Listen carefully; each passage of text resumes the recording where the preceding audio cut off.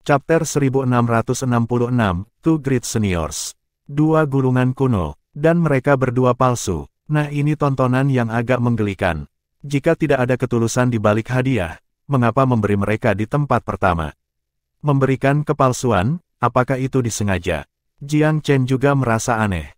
Pandangannya diarahkan ke Hao Xian, tapi siapa yang cukup bodoh di sini untuk memberikan gulungan palsu? Dia ingat penyerahan hadiah beberapa saat yang lalu.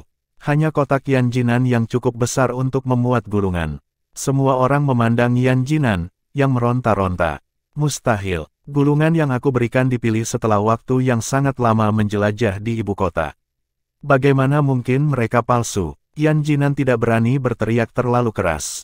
Dia berteriak di mejanya sendiri dengan suara rendah. Saudara Yan Zhenhuai, jadi sepertinya gulungan palsu itu berasal dari keturunan Hao Xian. Salah satu pemuda Xiahu menatap dingin pada Yan Zhenhuai. Mata Yan Zhenhuai memancarkan amarah. Dia berbeda dari yang lain dan tidak sampai pada kesimpulan yang cepat dan mudah. Dia ingin tahu apakah hadiah asli telah ditukar dengan hadiah palsu. Tapi itu tidak mudah untuk dilakukan di bawah banyak pengawasan, bukan? Hadir siapa itu? Yan Zhenhuai menyapu pandangannya yang dingin ke arah hadirin lain di sekitarnya. Apakah itu milikmu, Jinan? Gulungan yang aku berikan itu nyata. Protes Yan Jinan keras. Pria muda dari Hao Xiahu di atas panggung mencibir. Cukup, Nona Ying hanya sedikit ingin tahu tentang keanehan. Dunia adalah tempat yang besar, dan ada banyak jenis orang di dalamnya. Petik 2. Wajah Yan Jinan memerah. Dia sangat kesal karena dia merasa telah dianiaya serius.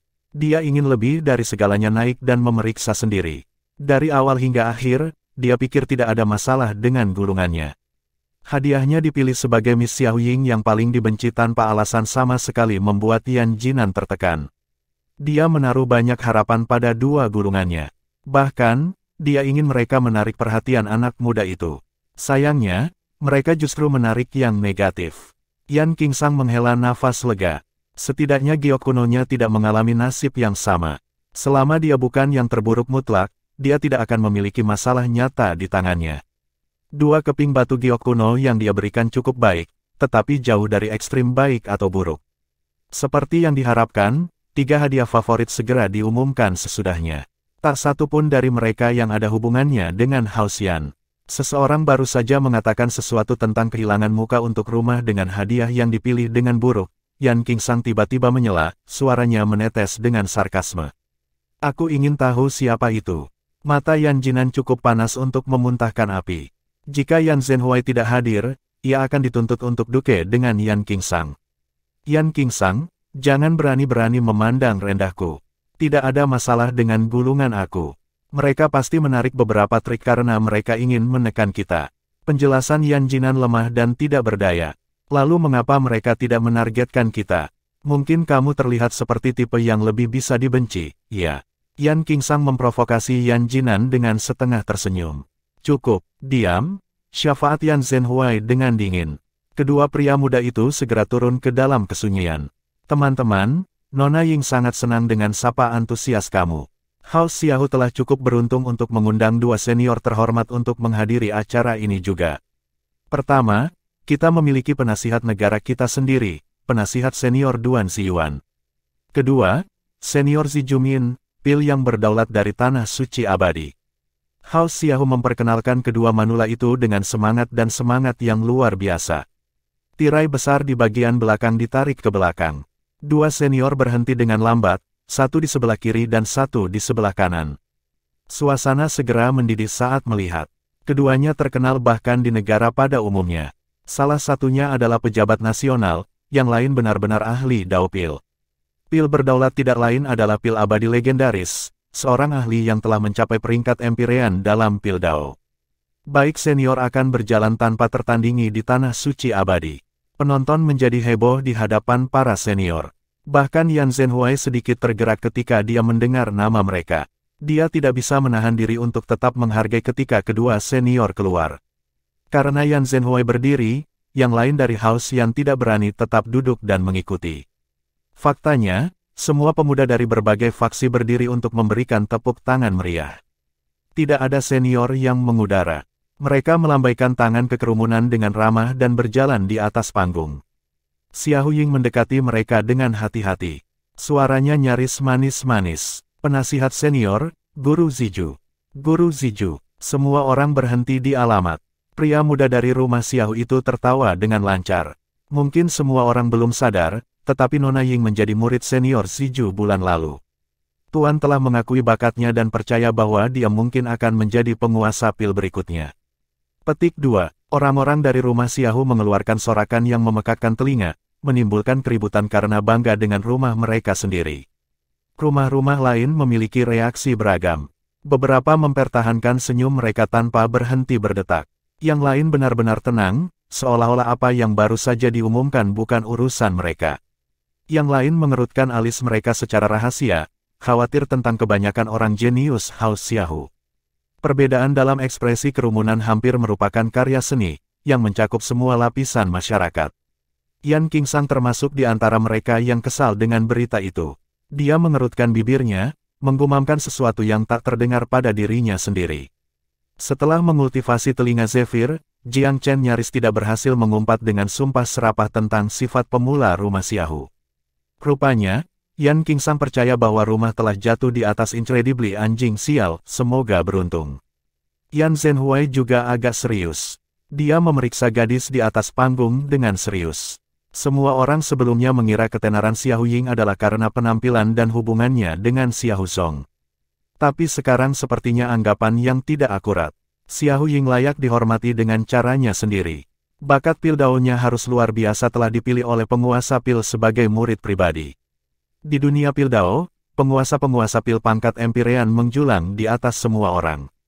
Ini memberi mereka kecenderungan untuk pilih-pilih dalam hal apapun. Siswa pribadi yang mereka ambil akan tunduk pada standar yang ketat. Mereka tidak akan melakukannya dengan santai sama sekali. Dengan pemahaman mereka sebelumnya tentang siapa Xiao Ying, dia tidak akan pernah terpilih. Namun, Zijumin telah melakukan hal itu. Selain itu, rumah Xiao juga berhasil menarik penasihat negara, Duan Ziyuan, juga. Ini sama mengejutkannya dengan wahyu lainnya. Apakah generasi muda House Xiao benar-benar berpengaruh sehingga mereka dapat memengaruhi penasihat negara?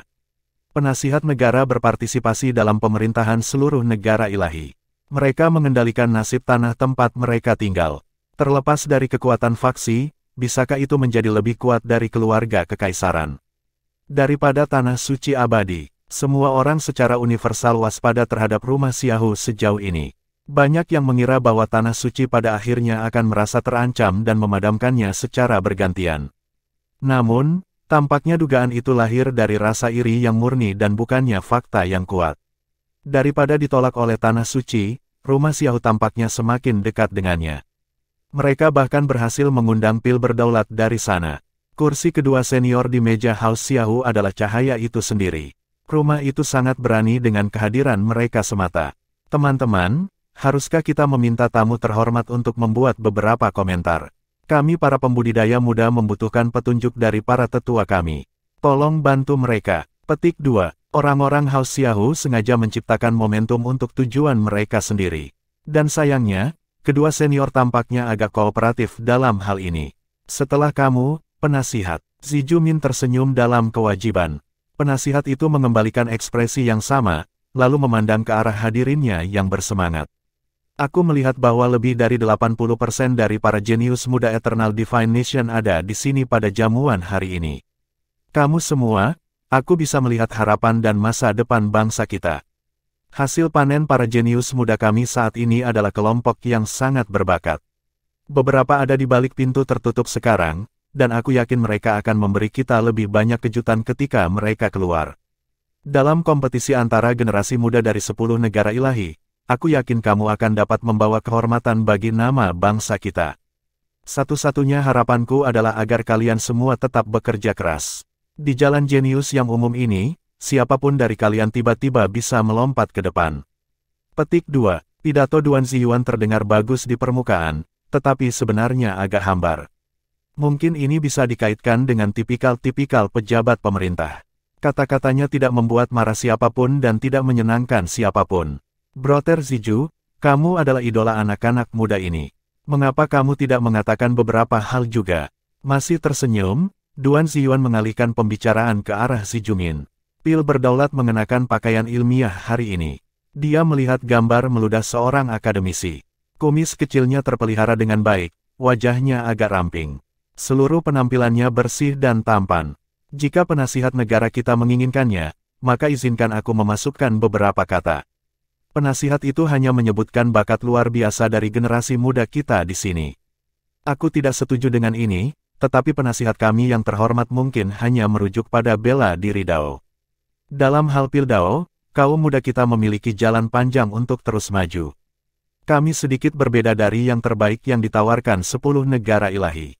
Eternal Secret Land telah menyadari masalah ini, dan kami telah menyesuaikan kondisi untuk menerima Pil Dao Genius ke dalam lipatan kami. Kami tidak akan lagi terlalu ketat tentang kondisi lain-lain yang melekat pada pengawasan kami. Petik 2, Chapter 1667, Facing Off with Pil Dao. Orang-orang muda yang hadir merasakan darah mereka memanas oleh kata-kata si Jumin. Namun para jenius kaliber Yan Zhenhuai mempertahankan ketenangannya. Satu-satunya reaksi yang terakhir adalah sedikit menaikkan alis. Sedikit kebingungan, dan hanya itu. Pada akhirnya, bela diri mendominasi arus utama. Di 10 negara ilahi, jenius bela diri adalah jenis yang paling disambut. Banyak jenius seperti itu cenderung untuk kebesaran Pil Dao, tentu saja, tetapi pada dasarnya tidak ada yang berhasil mencapai puncak dari kedua kategori. Ini tidak berarti bahwa Pil Dao tidak populer di negara-negara ilahi. Ahli pil sangat menonjol dalam hak mereka sendiri. Karena ada begitu banyak ahli bela diri dan sangat sedikit yang menggunakan pil, banyak pembudidaya yang tidak dapat mencapai puncak pada yang pertama sering dianggap berputar ke yang terakhir. Sayangnya, Pil Dao bukan sesuatu yang bisa diambil begitu saja. Bahkan, itu menekankan warisan bahkan lebih dari Dao bela diri. Tanpa warisan atau pengawasan, sulit untuk mencapai banyak hal dalam Pil Dao, menandainya berbeda dari Dao bela diri. Para jenius top yang terlahir dengan bakat adalah masalah lain, tentu saja. Xi Jumin tidak berbicara terlalu panjang lebar. Setelah beberapa diskusi santai tentang Pil Dao, ia menyerahkan obor kembali ke rumah Xiahu. Pemimpin upacara tersenyum. Semuanya, apakah kamu tidak bersemangat? Senior Ziju telah mengambil Nona Ying sebagai murid pribadinya, dan sekarang dia mengumumkan kabar baik ini kepada kami. Mengapa tidak mengambil kesempatan ini untuk memamerkan keahlian kamu kepadanya? Hari ini, kami akan memberi kamu kesempatan itu. Kami sudah mendiskusikannya dengan Senior Ziju dan juga Nona Ying. Segmen berikutnya akan menjadi pertarungan Pil Dao. Petik 2, Pertempuran Pil Dao. Orang-orang muda di bawah panggung sama-sama penasaran.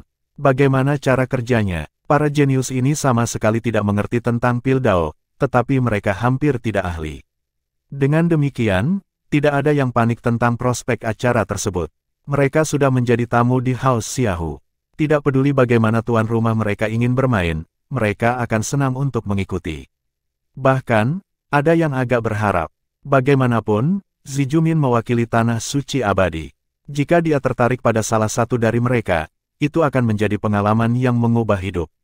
Orang jenius di tingkat Yan Zhenhuai mungkin tidak tertarik pada hal seperti itu, tetapi setiap rumah memiliki banyak orang jenius di tingkat yang berbeda.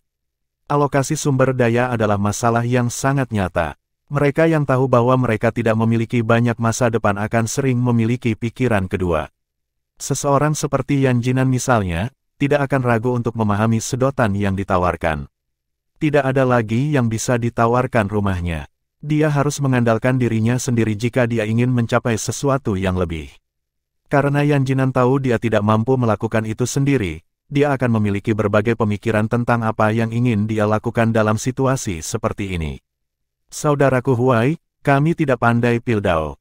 Yah, amati kalau begitu, balas Yan Zhenhuai dengan dingin. Kami hanya mencari perlindungan diri hari ini.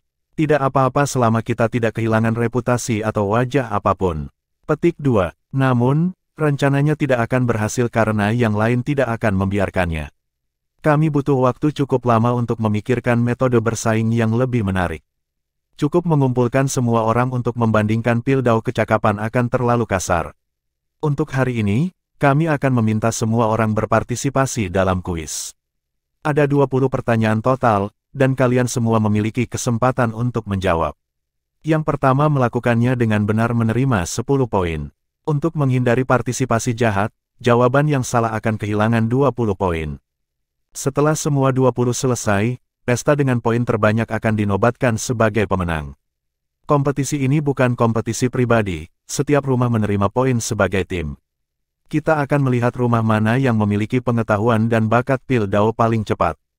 Petik 2. Metode kompetisi masih mengecewakan biasa. Tetapi memiliki tim berbasis rumah adalah putaran baru pada genre.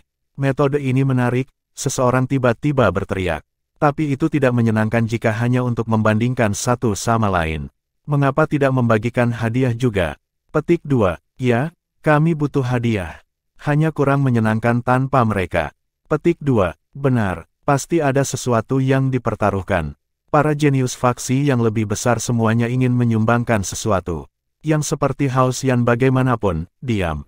Mereka memiliki kesadaran diri untuk memahami bahwa status rata-rata dan kecakapan mereka di bidang itu berarti mereka tidak punya apa-apa untuk mendukung apapun yang mereka katakan. Karena itu, tidak ada tanggapan dari mereka terhadap seruan untuk memberikan hadiah. Bahkan Yan Qingsang, yang cenderung paling keras di antara banyak orang, sedikit layu. Dia tampaknya tidak terlalu peduli dengan kompetisi Pildaw. Dia hanya ingin pesta ulang tahun selesai secepatnya. Dia tidak ingin tinggal sesaat lagi di tempat yang menyedihkan ini. House Yan bisa tetap diam, tetapi yang lain tidak akan membiarkan mereka lolos. Sangat cepat, seseorang tertawa bercanda ke Yan Zhenhuai. Brother Zhenhuai, bukankah House Yan menjaga profil terlalu rendah? Apakah kamu tidak tertarik pada hadiah potensial? Petik 2. Apa? Apakah House Yan terlalu pengecut untuk membuat taruhan kasual seperti ini sekarang? Kata-kata ini murni provokatif. Yan Zhenhuai tahu itu juga. Sayangnya, situasinya berarti bahwa faksi-faksi lain telah menjadi gila. Meskipun dia tidak ingin berpartisipasi, dia sulit menolak. House Yan akan benar-benar dipandang rendah saat itu. Jika kamu takut, Brother Zhenhuai, kami dapat mengurangi taruhan. Ya, kami mendengar bahwa House Yan ketat pada sumber daya hari ini. Kita bisa mengakomodasi mereka dengan taruhan kecil. Suara-suara yang tampaknya khawatir ini dipenuhi dengan schadenfreude. Jiang Chen tidak mengatakan apapun tentang sikap puas diri yang lain. Apakah mereka benar-benar berbakat dalam Pildaw? Bagaimana mereka begitu yakin House Yan akan kalah? Akhirnya, para jenius faksi terbesar datang ke konsensus. Faksi besar yang berpartisipasi dalam kontes Pildaw akan menyumbang masing-masing 100 juta, yang menghasilkan 9 total. Di antara Tanah Suci, 3 sekte, dan 7 faksi bangsa Divine Eternal, rumah Xiaohu adalah tuan rumah dan karenanya tidak memenuhi syarat. Sementara itu, Tanah Suci itu terlalu tinggi untuk bertaruh dengan faksi lain. Yang tersisa 3 sekte dan 6 faksi untuk taruhan. Dari ini, 2 rumah tidak punya keinginan apapun untuk berada di sini. House Yan adalah salah satunya. 100 juta batu roh adalah jumlah yang sangat besar. Bahkan Yan Zhenhuai tidak akan bisa memproduksi sebanyak itu begitu saja. Bahkan, itu agak selangit. Oleh Brother Zhenhuai, semua orang menunggumu. Hanya House Yan yang belum merespons. Kamu tidak bisa begitu sedih sehingga tidak mampu membayar taruhan kecil ini, bukan? Petik 2. Itu hanya 100 juta. Itu bukan apa-apa. Jika kamu menang, kamu akan mendapatkan semua batu lainnya. Petik 2. Kamu khawatir dengan dompetmu, adik. Faksi lain berusaha untuk membuat Yan Zhenhuai marah. Kata-kata mereka yang menghasut ingin menyeretnya ke dalam acara tersebut. Semua orang sangat percaya bahwa House Yan ada di sini hanya untuk menambah pot. Sebuah rumah dengan pondasi sekecil itu tidak memiliki hak untuk dipandang setara dengan apapun, termasuk Pildaw.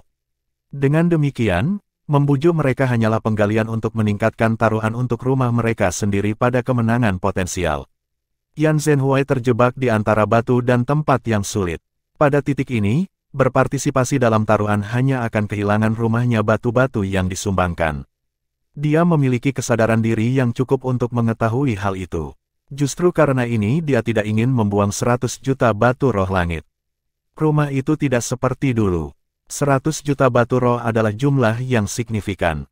Tetapi tidak berpartisipasinya untuk menyelamatkan batu roh hanya akan mengecewakan rumah-rumah lain, yang berpotensi menyebabkan semakin terpinggirkan di masa depan. Tren itu sudah terjadi, dan ruang yang tersedia untuk House Yan untuk bertahan hidup hanya akan semakin ketat seiring berjalannya waktu. Yan Zhenhuai tiba-tiba menjadi agak cemas. Sebagai seorang pengamat, Jiang Chen melihat melalui keraguan Yan Zhenhuai. Pergilah membujuk Yan Zhenhuai untuk berpartisipasi. Katakan kamu akan berkontribusi setengah dari 100 juta, dia mengirim pesan kepada Yan Qingsang. Hah? Yan Qingsang tertegun. Saudaraku, kita tidak akan mendapatkan apapun kembali. Apa gunanya memberikan batu roh pada hewan-hewan ini?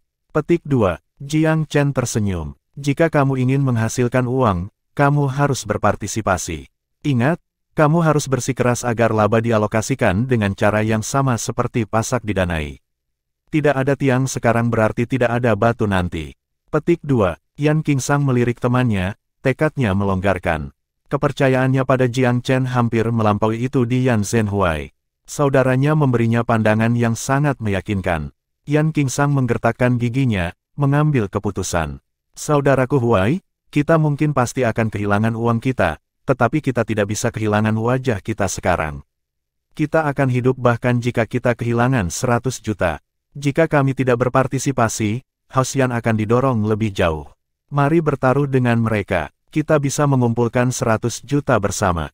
Petik 2. Kamu bisa melakukannya sendiri, kata Yan Jinan dingin. Taruhan ini dirancang untuk menghancurkan kita. Jika kamu berjalan ke dalam perangkap yang jelas ini, kamu harus kehilangan otak kamu di suatu tempat. Petik 2. Dua lainnya tersenyum kecut, menggelengkan kepala mereka juga. Tidak ada yang mau mengedepankan batu. Yan Zhenhuai memicingkan mata ke arah Yan Qingsang, terkejut dengan keinginan saudara klannya. Qingsang, dia tidak bisa menahan diri untuk berkomentar, kamu mengerti bahwa kamu memberikan batu-batu itu, kan? Jadi bagaimana kalau aku? Terkadang kita harus mengambil risiko yang cukup menakutkan. Aku punya 50 juta di sini. Apakah kamu di dalam, saudara Zhenhuai? Yan Qingsang menggertakkan giginya. Pernyataannya mengejutkan semua orang. 50 juta batu roh langit. Yan Qingsang benar-benar memukul kepalanya di suatu tempat. Mengapa membuang batu-batu ini pada bajingan itu daripada menghabiskannya sendiri? Yan Zhenhuai tahu benar bahwa Haosyan harus menderita kehilangan ini hari ini. Yang lain menyebutnya dengan namanya, dan setiap faksi lainnya telah berpartisipasi. Mereka tidak mungkin abstain. Prospek kehilangan uang tidak lagi penting. Chapter 1668, The Start of the Contest. Bahkan Yan Qingsang telah menawarkan untuk membayar 50 juta batu. Yan Zhenhuai mampu membayar sisanya. Tekad melintas melalui mata jenius terkemuka rumah. Aku meremehkanmu, Qingsang. Aku akan membayar 50 juta lainnya. Dia memandang yang lain, memberi mereka kesempatan terakhir untuk masuk. Bahkan jika mereka akan kalah, dia berharap para pemuda rumah Yan bisa lebih proaktif. Yang mengecewakannya, Yan Jinan memasang matanya di langit-langit sementara Yan Xinmei sudah tidak sadarkan diri. Salah satu dari dua pemuda itu sedang menatap cangkir-cangkir di atas meja, dan yang lainnya memejamkan matanya seolah sedang bermeditasi. Yan Zhenhuai dibuat terdiam oleh penolakan mereka terhadap realitas. Dia tidak terlalu memikirkan Yan Qingsang, tetapi ternyata yang terakhir adalah salah satu yang lebih bisa diandalkan di antara generasi muda. Setidaknya dia tahu untuk melihat gambaran besar, dan dia peduli tentang kehormatan dan kemuliaan rumah. Keduanya mengumpulkan 100 juta batu bersama-sama. Haha, Brother Zhenhuai, kupikir Haosyan tidak akan berpartisipasi. Bagus, bahkan unta yang kelaparan seperti Haosyan lebih besar dari seekor kuda yang sehat. Kamu masih mendapatkannya. Petik 2, bagus untukmu, adik Zhenhuai.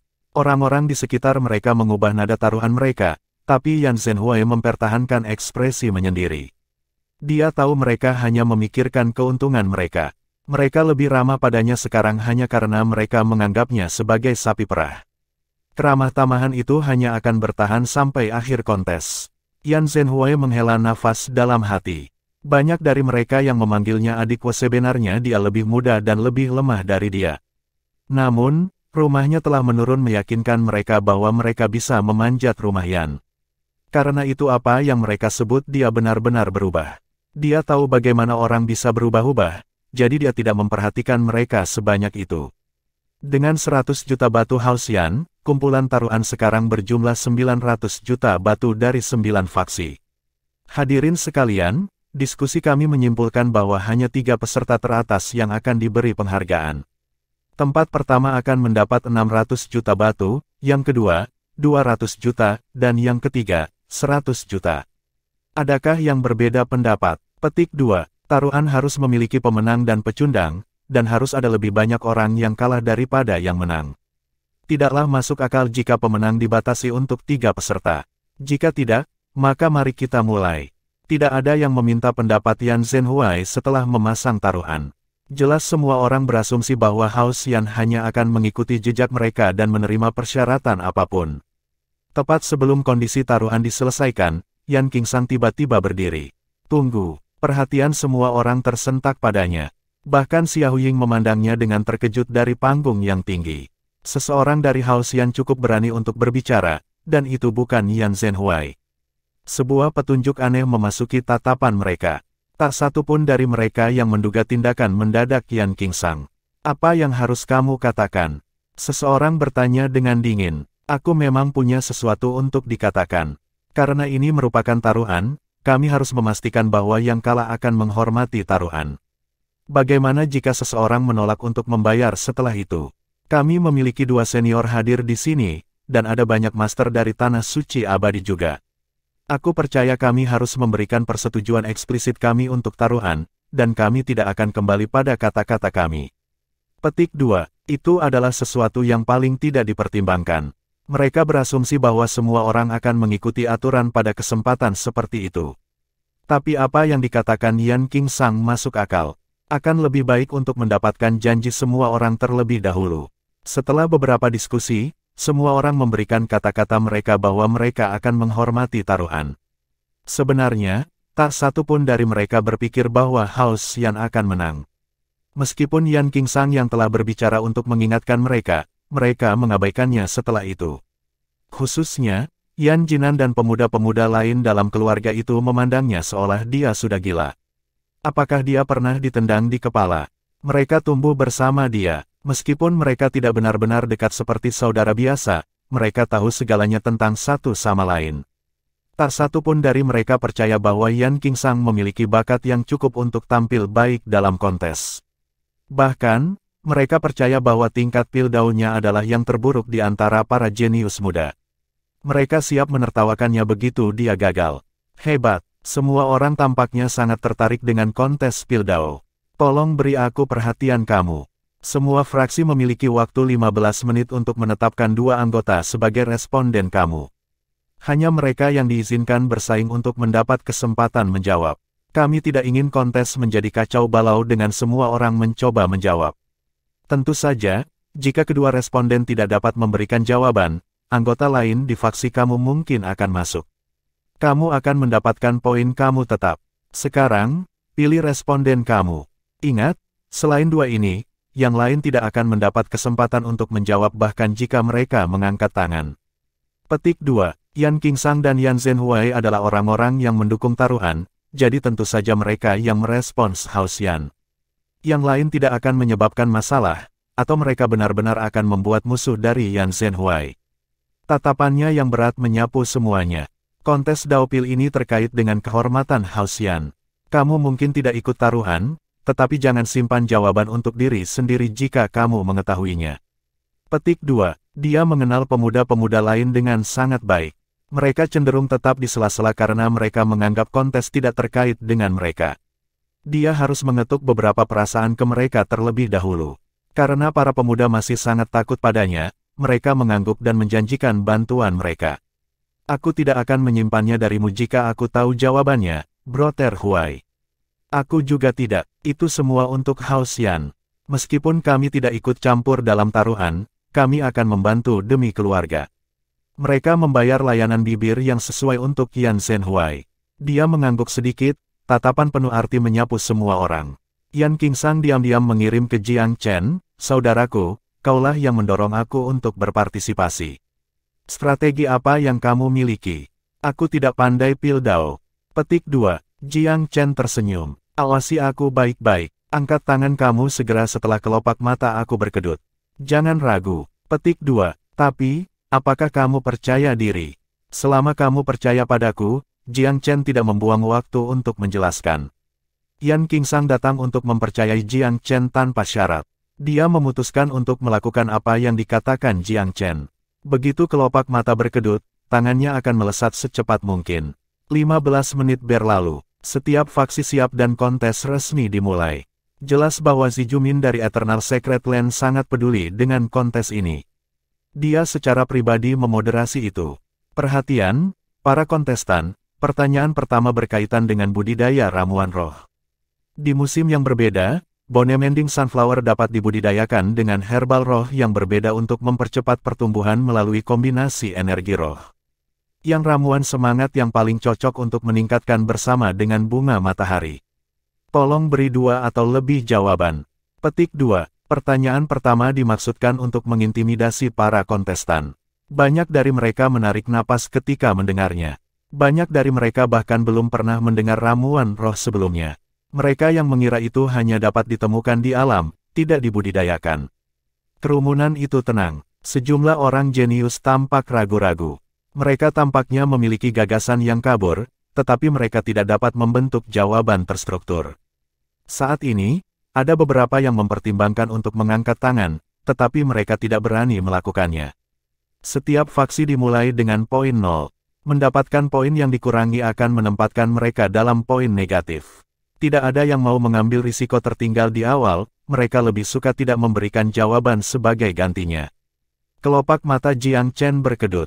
Yan Qingsang, bagaimanapun, sibuk dan bahkan tidak menyadarinya. Jiang Chen menggerakkan kelopak matanya lagi. Kali ini, Yan Qingsang sibuk melihat-lihat, menerima reaksi semua orang. Jengkel, Jiang Chen menendangnya di bawah meja. Yan Qingsang mulai dan akhirnya menyadari bahwa Jiang Chen sedang menatapnya. Dia mengangkat tangannya pada refleks. Ruangan itu terkejut dengan tindakannya. Ketika Yan Qingsang mengingatkan semua orang untuk berjanji untuk menghormati taruhan, mereka menganggapnya sebagai lelucon. Apa yang dia rencanakan? Apakah dia seorang jenius Pildao yang telah menyembunyikan bakatnya? Mereka tidak berpikir itu mungkin. Yan Qingsang bahkan bukan yang terkuat di Haoxian. Dia tidak berada di tempat untuk berbicara sekarang. Dia harus mengangkat tangannya dengan dorongan dalam hawa panas saat itu. Banyak orang menatapnya dengan senyum sinis, menunggunya mempermalukan dirinya sendiri. Mereka ingin melihat sendiri apakah anak muda ini benar-benar memiliki jawaban, atau hanya sangat terganggu oleh sarafnya sehingga tangannya terangkat secara refleks ketika tidak ada yang berani menjawab. Bagaimana dia bisa mempermalukan dirinya sendiri? Bahkan Yan Zhenhuai terkejut. Dia tidak memiliki harapan bahwa Yan Qingsang akan tahu jawabannya, dan tidak mengharapkan bantuan untuk naik mengingat keadaan. Chapter 1669, Ice Bulging with Shock. Yan Zhenhuai tidak bisa lebih terkejut dengan tindakan Yan Qingsang. Pada saat yang sama, dia khawatir.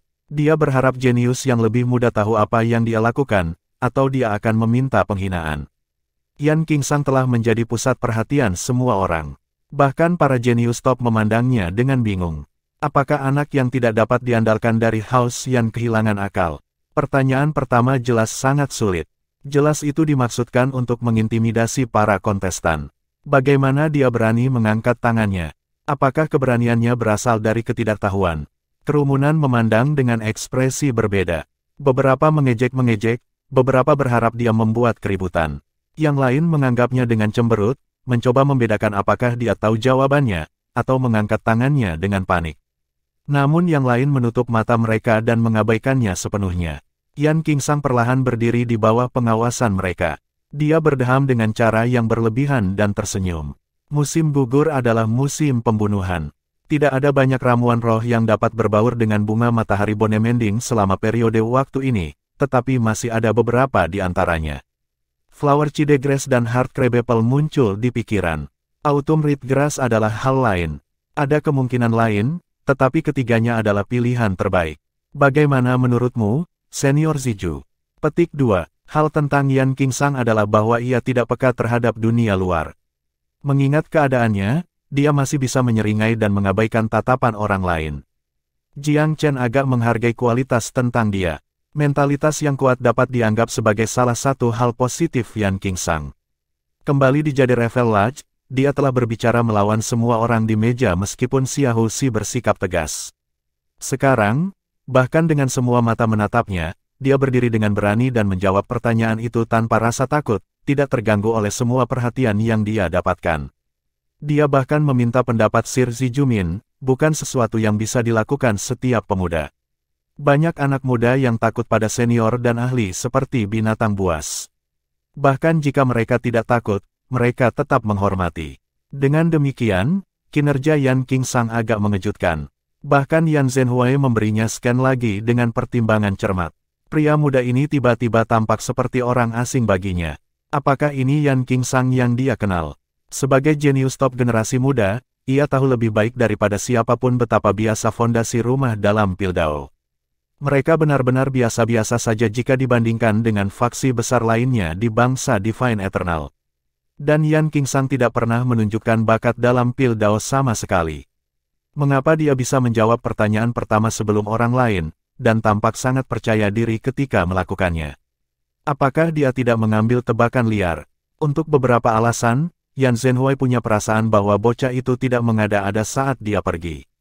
Anggota House Yan yang lain menatapnya dengan ragu. Mereka berbeda pikiran tentangnya. Beberapa dari mereka memikirkan kebaikan rumah Yan yang lebih besar dan berharap Yan Qingsang tidak main-main. Yang lain berharap bahwa Yan Qingsang akan membodohi dirinya sendiri. Semakin dia mempermalukan keluarga, semakin baik. Yan Jinan tentu saja di antara yang terakhir. Hubungannya dengan Yan Qingsang selalu buruk. Dia diam-diam iri pada Yan Qingsang karena membelanjakan 50 juta untuk mengambil bagian dalam kontes, karena dia sendiri tidak mampu melakukan hal yang sama. Lebih penting lagi, sebagian dari 50 juta itu berasal dari batu-batu yang hilang dari Yan Qingsang di Festival Batu Giok. Itu mengintensifkan kebenciannya pada Yan Qingsang. Dia menginginkan yang terakhir untuk membodohi dirinya sendiri. Mereka berdua anak-anak dari House Yan, jadi mengapa Yan Qingsang bisa melakukan sesuatu yang dia tidak bisa lakukan? Faksi-faksi lain lebih selaras dan lugas dalam pemikiran mereka. Mereka ingin tahu apakah jawaban Yan Qingsang adalah yang benar. Mereka mengalihkan perhatian mereka ke Sir Zijumin. Jelas mereka tidak ingin House Yan menjadi yang pertama yang memenangkan poin. Fraksi lain akan diterima, tetapi bukan rumah itu. Mereka tidak menganggap serius rumah Yan. Itu ada di sana hanya untuk mengisi tempat dan menjadi sapi perah 100 juta batu roh langit. Karena itu, tidak ada yang ingin Yan Qingsang benar, termasuk House Xiaohu. Meskipun yang terakhir adalah penyelenggara dan tidak berpartisipasi, mereka memandang rendah House Yan. Pil berdaulat menjadi pusat perhatian. Awalnya, matanya setengah tertutup seolah-olah sedang bermeditasi, tetapi tiba-tiba ia melebarkan matanya, cahaya tajam keluar dari matanya pada Yan Qingsang. Karena jawaban bocah itu. Tuan, Yan Qingsang hanya memuntahkan omong kosong, bukan? Xiahou Ying bertanya pelan. Zijumin menghela nafas. Dia 100% benar. Aku tidak berharap dia tahu tentang Autumn Ridgrass. Sungguh luar biasa. Petik 2. Kejutan berdesir di antara kerumunan. Apakah House Yan baru saja menebak dan mendapatkan 10 poin pertama? Moderator dari House Xiahou tidak punya pilihan selain mengumumkan, pertanyaan pertama, 10 poin ke House Yan. Itu adalah pergantian peristiwa yang dramatis. Rumah yang dianggap paling tidak adalah yang pertama memenangkan 10 poin. Bahkan Yan Zhenhui menganggap pada Yan Qingsang karena terkejut. Untuk saat ini, dia tidak tahu bagaimana harus bereaksi. Kerja bagus, Qingsang, dia kagum. Kamu punya beberapa trik di tanganmu. Yan Qingsang menyeringai. Aku hanya beruntung. Aku menemukan beberapa peluang di Blue Smoke dan memperoleh pengetahuan tentang Piltdown dari warisan yang ditemukan dalam sepotong batu giok kuno. Aku tidak berharap itu akan berguna. Kebetulan yang menyenangkan. Petik 2. Yang lain terdiam. Sebuah kilatan berbisa melintas dan langsung menghilang di mata Yan Jinan. 10 poin di papan skor House Yan sementara faksi lainnya masih 0 sepertinya jauh dari kemungkinan. Yan Qingsang merasa seperti berada dalam mimpi juga. Dia tidak mengharapkan segalanya berjalan begitu lancar. Dia bahkan tidak memperhatikan ketika kelopak mata Jiang Chen pertama kali bergerak. Dia menjadi sadar hanya setelah diminta beberapa kali lagi. Dia sedikit panik, tetapi ketika Jiang Chen mengirimkan jawaban, dan dia mengatakannya tanpa berpikir. Yan Qingsang duduk dengan gembira setelah jawaban yang benar.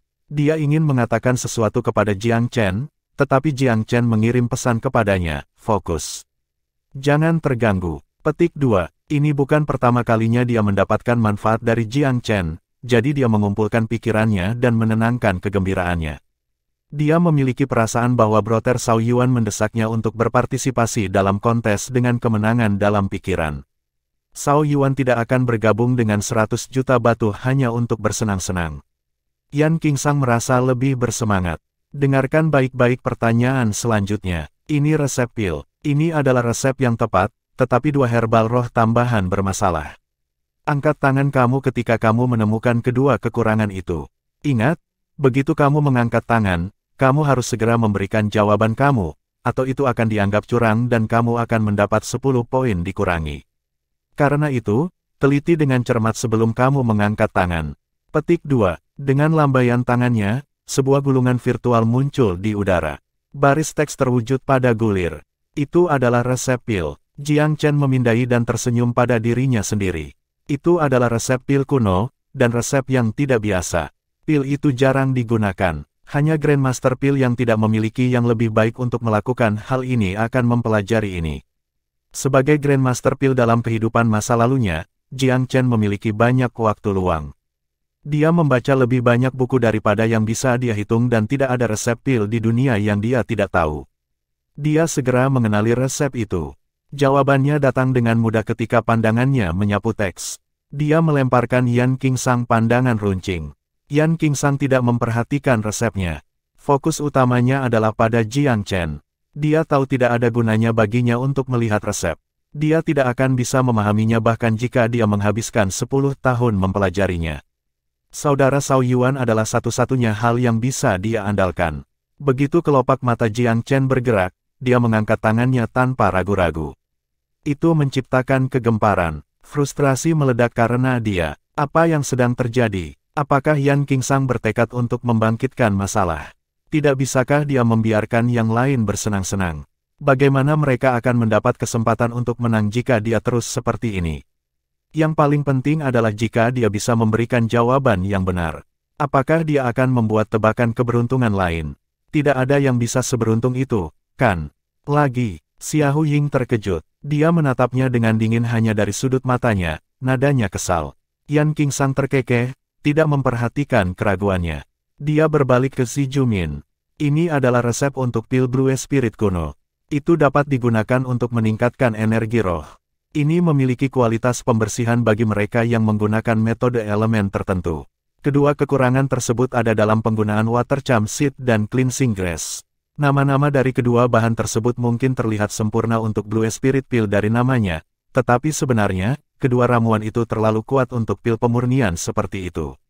Itu jawaban aku. Dia membungkuk secara dramatis kepada Xi Jumin setelah menyampaikan kata-katanya. Chapter 1670, The Way of Balance. Penampilan Yan Qingsang sangat mengejutkan bahkan membuat Xi Jumin kagum. Dia menatap Yan Qingsang dalam-dalam, tidak bisa mempercayai telinganya. Namamu Yan Qingsang, bukan? Tanyanya setelah menarik napas panjang. Ya, junior ini adalah Yan Qingsang. Kamu sudah menjawab 2 pertanyaan dengan benar. Dari mana pengetahuan kamu tentang pil Dao berasal? Apakah Hao Xian telah menyembunyikan fondasi yang dalam di dalam pil Dao selama ini? Keingintahuan telah menyala untuk hidup tentang kompetensi yang tiba-tiba ini. Kedua pertanyaan itu mungkin tidak terlalu sulit, tetapi mereka membutuhkan pengalaman dan pemahaman yang luar biasa untuk menjawab dengan benar. Senior Ziju, kebetulan aku bisa menjawab 2 pertanyaan. Beberapa waktu yang lalu, aku pergi ke Kepulauan Blue Smoke untuk festival Batu Giok dan menerima beberapa warisan dari Batu Giok kuno. Salah satunya dari pil Dao senior, yang berisi banyak ingatannya tentang pil Dao. Karena itu, kerumunan masuk ke diskusi. Kecemburuan melintas melalui ekspresi mereka yang berkumpul. Betapa sangat beruntungnya kejeniusan ini. Jika dia mewarisi ingatan seorang ahli pil Dao kuno, bukankah itu berarti dia akan mendominasi kontes? Xi Jumin tidak tahu harus berkata apa. Tidak heran pemuda ini memiliki kinerja yang sangat baik. Dewi keberuntungan telah tersenyum padanya. Namun, itu menempatkannya pada posisi yang sulit. Jika Yan Qingsang terus seperti itu akan menjadi pukulan berat bagi ego semua orang. Itu akan menjadi pembantaian total. Bahkan Xi Jumin tidak berani mengatakan bahwa dia lebih baik daripada ahli pil Dao kuno, apalagi para jenius muda ini. Keingintahuan belum menyala. Di tingkat mana master yang ingatannya kamu warisi? Hanya seorang kaisar pil, Yan Qingsang menjawab dengan rendah hati. Dia belum mencapai kerajaan Empirean. Lebih rendah dari kerajaan Empirean. Xi Jumin sedikit santai, tetapi dia tidak akan hanya menerima kata-kata Yan Qingsang untuk itu. Dia memberi bocah itu sekali lagi. Apakah kamu yakin dia hanya seorang kaisar pil? Aku yakin. Aku ingin itu menjadi ingatan ahli Empyrean, tetapi jika itu masalahnya, aku tidak akan bisa memperbaiki warisannya. Yan Qingsang memainkan peran sebagai seorang pria yang kecewa dengan sempurna. Alasannya meyakinkan. Jika tingkat warisan terlalu tinggi, Yan Qingsang, yang belum mencapai kerajaan sendiri, tidak akan bisa sepenuhnya menerima semuanya. Baiklah, kamu menjawab pertanyaan kedua dengan benar. Zijumin tidak memiliki komentar lebih lanjut. Jika itu hanya warisan dari seorang kaisar pil, setidaknya dia tidak akan mendominasi seluruh kontes. Rumah Xiaohu terjebak di antara batu dan tempat yang keras mengingat situasinya. Satu-satunya faksi yang mereka tidak ingin melihat kemenangan adalah melakukan yang terbaik sejauh ini. Faksi lain tidak memiliki kesempatan untuk menjawab dua pertanyaan pertama. Akan konyol jika hal-hal berlanjut seperti itu, dan mereka akan berisiko menyinggung faksi lain. Jika kontes berakhir hanya menguntungkan Hao Xian, itu akan menjadi tamparan bagi yang lain. Hao Xian tidak akan rugi, seperti babi mati yang tidak takut air panas. Hao Xiaohu, di sisi lain, berada dalam tahap pertumbuhan yang cepat. Tentu, mereka tidak ingin membuat musuh dan menyebabkan faksi lain untuk menyalahkannya. Oleh karena itu, Xiao Ying nyaris menghentikan dirinya dari memperingatkan Yan Qingsang untuk menahan diri. Dia bahkan berpikir untuk mengusirnya. Perayaan ulang tahun adalah cara untuk meningkatkan nilainya. Genius Top telah diundang untuk meningkatkan ketenarannya, dan dia bisa memanfaatkan kesempatan untuk membangun hubungan dengan mereka untuk mengurangi ketegangan antara Hao Xiaohu dan faksi lain. Yan Qingsang bukan siapa-siapa di matanya. Tidak ada seorang pun dari Hao Xian yang harus ditanggapi dengan serius, bahkan Yan Zhenhuai yang paling luar biasa, apalagi Yan Qingsang yang lebih rendah. Masalahnya bukan terletak pada Yan Zhenhuai, tetapi di Hao Xian secara keseluruhan. Xiao Ying adalah wanita yang bangga. Dia membenci Hao Xian dan tidak akan menganggap seumur hidup anggotanya sebagai mitra potensial. Itu sebabnya kinerja Yan Qingsang sangat membuatnya kesal. Meskipun demikian, dia tahu itu tidak akan berhasil baginya untuk mengusir Hao Xian sekarang. Itu akan membuat hubungan kedua rumah sama sekali tidak dapat diselamatkan. Selain itu, orang akan melihatnya sebagai orang sombong. Itu akan merusak usahanya untuk membangun citra yang baik. Dia melempar Yan Qingsang dengan tatapan runcing, memperingatkannya untuk membaca ruangan dan menunjukkan sedikit penekangan. Dia pura-pura tidak memperhatikannya sama sekali. Yan Zhenhuai memberinya acungan jempol. Kerja bagus, Qingsang. Jangan merasa tertekan. Tunjukkan pada semua orang apa yang kamu dapatkan. Petik 2. Dia menyadari bahwa dia sendiri hanya bisa bermain sebagai sahabat karib dalam kontes. Dia tidak begitu berbakat dalam hal Pildao, tetapi sebagai jenius terbaik dari Hao Xian, dia menganggap serius tanggung jawabnya terhadap keluarga. Dia tahu jika Yan Qingsang terlalu menonjol, faksi lain akan tersinggung. Akan tetapi, pada saat ini, Hao Xian tidak dapat membiarkan kesempatan apapun lewat jika mereka berharap untuk memulihkan status mereka. Mereka harus membuat pertunjukan bahkan jika mereka akan menyinggung Hao Xiaohu dan faksi lainnya. Sangat penting bahwa mereka memulihkan reputasi mereka dan bangkit kembali. Jika mereka melewatkan kesempatan ini, akan ada semakin sedikit peluang seperti ini. Dengan demikian, Yan Zhenhuai akan lebih cepat bersorak pada Yan Qingsang daripada menghentikannya. Yang paling tertekan dan gelisah adalah Yan Jinan. Dia duduk tepat di seberang Yan Zhenhuai dan bisa dengan jelas melihat betapa berbedanya jenius top melihat Yan Qingsang sekarang. Jelas, Yan Qingsang sekarang dianggap serius setara. Siapa di antara kaum muda di Hao Xian yang pernah mendapatkan respek seperti itu dari Yan Zhenhuai? Hati Yan Jinan dipenuhi dengan pikiran berbisa. Dia tidak bisa lebih cemburu. Jiang Chen tampaknya bermeditasi, tetapi dia diam-diam menerima reaksi dari setiap anggota Hao Xian. Yan Jinan tidak diragukan lagi yang paling bermusuhan. Dia harus lebih memperhatikan yang itu di masa depan. Pemuda ini berpikiran sempit cenderung cemburu. Dia tidak peduli tentang kehormatan keluarga, dan tidak merasa memiliki. Dia tidak akan ragu untuk mengkhianati rumahnya jika itu terjadi. Anak-anak muda yang lain sama-sama penyihir. Satu-satunya pengecualian adalah Yan Zhenhuai. Dia hidup sampai gelarnya sebagai jenius top di Hao Xian.